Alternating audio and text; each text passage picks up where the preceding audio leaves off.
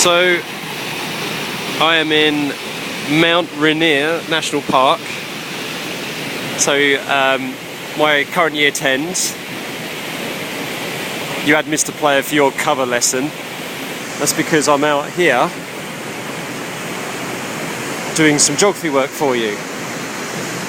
And this is a perfect example of a waterfall. So you can see how the waterfall has retreated. So kind of the gorge there. This must have taken thousands of years, because this is all very, very resistant rock. This is a volcanic area. And as we go down here, you can see the plunge pool.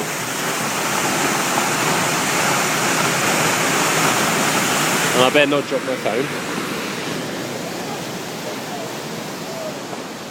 And we go across here, and we can see